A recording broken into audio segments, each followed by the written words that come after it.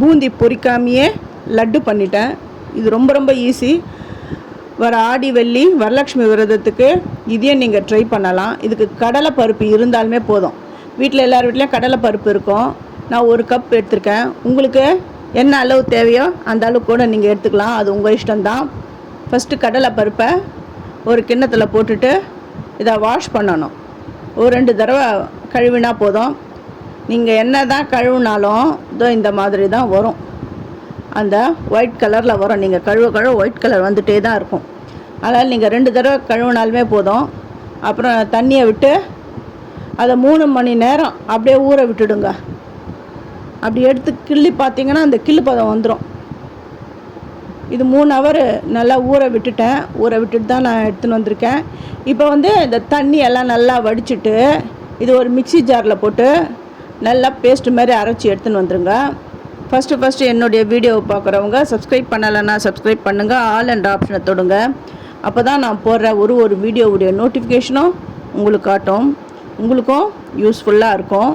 உங்களுக்கு பிடிச்சிருந்தா உங்கள் ஃப்ரெண்ட்ஸுக்கும் நீங்கள் ஷேர் பண்ணுங்கள், லைக் பண்ணுங்கள், ஹைப் கொடுங்க. நல்லா பேஸ்ட் மாதிரி அரைச்சி எடுத்துன்னு வந்துட்டேன். இதில் 1-2 பருப்பு அரையலாம் கூட கவலையே பட வேண்டாம். ஏன்னா இதை நல்லா வதக்கிட்டு மறுபடியும் நம்ம அரைக்க தான் போகிறோம். இப்போ 2 ஸ்பூன் நெய் விட்டுருக்கேன். ரொம்ப கூட கிடையாது, 2 ஸ்பூன் நெய். இப்போ முந்திரி, இது கூடவே பாதாம் ஆப்ஷனல் தான். இஷ்டம் இருந்தால் சேருங்க, இல்லைன்னா வேண்டாம். திராட்சை, இந்த உலர் திராட்சையும் சேர்த்துட்டேன். இந்த திராட்சை பலூன் ஷேப்பில் வந்த உடனே எடுத்துடணும். இப்போ இது பலூன் ஷேப்பில் வந்துடுது.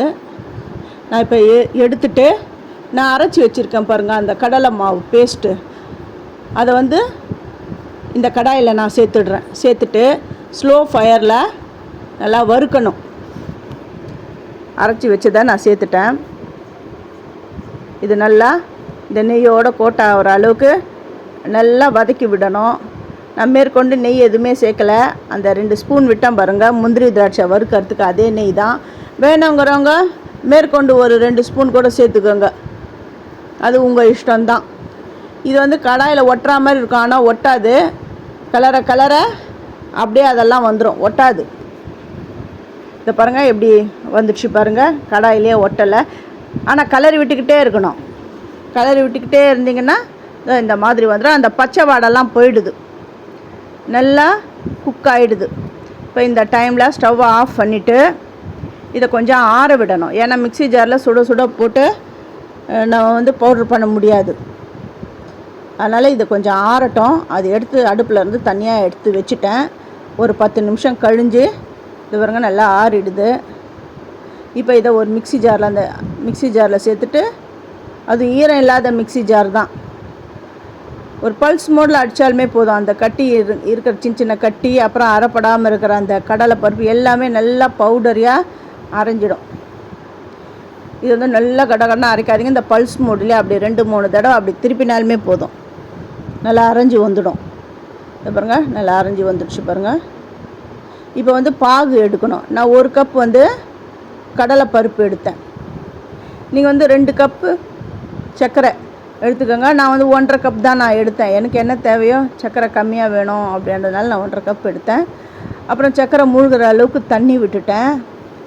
அடுப்பை ஆன் பண்ணியாச்சு.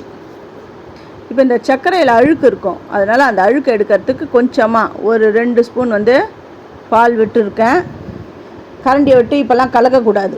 முதல்ல சர்க்கரையை போட்டு நல்லா கலந்துட்டு அதுக்கப்புறம் இந்த பாலை விடணும்.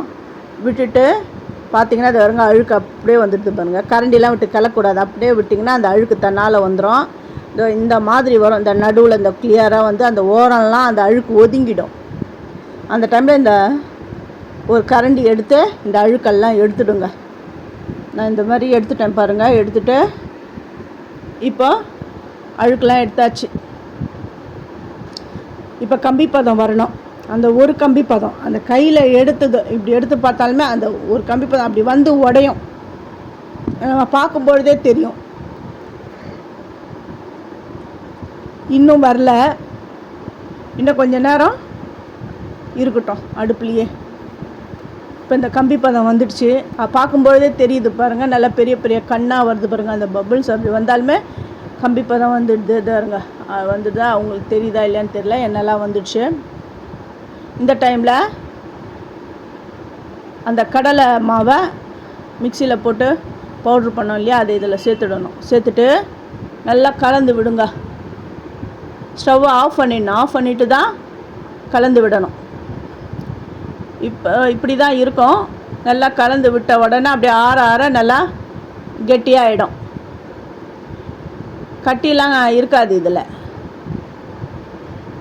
நல்லா நல்லா கலந்து விட்டுட்டேன் பாருங்கள். இப்போ ஆறிடுது. ஆறினவுடனே எப்படி கெட்டியாக வந்துடுச்சு பாருங்கள். இந்த டைமில் வறுத்து வச்சுக்கிற அந்த முந்திரி, பாதாம், திராட்சை இதில் சேர்க்கணும். அப்புறம் ஏலக்காய் தூள் பண்ணி வச்சுருக்கிறேன் ஆல்ரெடி நான். அந்த ஏலக்காய் பவுடரையும் இதில் சேர்க்குறேன்.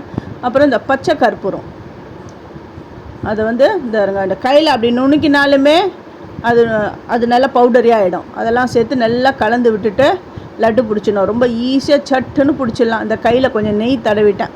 நெய் தடவி நமக்கு தேவையான சைஸில் லட்டு பிடிச்சிடலாம். நான் நல்லா பெருசாக பிடிச்சிருக்கிறேன். நீங்கள் சின்ன சின்னதாக கூட பிடிச்சிக்கோங்க, அது உங்கள் இஷ்டம்தான். நீங்கள் கற்பூரம் பச்சை கற்பூரம் எடிபிள், இந்த லட்டுக்கெலாம் போடுறது பார்த்து வாங்கிக்கோங்க. அப்புறம் வேறு கற்பூரம், நீங்கள் கற்பூரம் சொன்னீங்களேன்னு சொல்லிவிட்டு வேறு கற்பூரம் ஏதாவது வாங்கி சேர்த்துட போகிறீங்க. இது ஸ்வீட்டுக்கு போடுறதுக்குன்னே போடுற அந்த பச்சை கற்பூரம், அதை கேட்டு வாங்குங்க. அது ஆப்ஷனல் தான். அது போட்டாலும் சரி போடலனாலும் சரி. ஏலக்காய் போட்டாலும் கூட போதும். இந்த லட்டு எப்படி வந்திருக்குன்னு பாருங்கள். நல்லா சாஃப்டாக ரொம்ப நல்லா வந்திருக்கு. இதை நீங்கள் உங்கள் வீட்டில் செஞ்சு பார்த்துட்டு எப்படி இருந்ததுன்னு எனக்கு ஃபீட்பேக் கொடுங்க. தேங்க்யூ.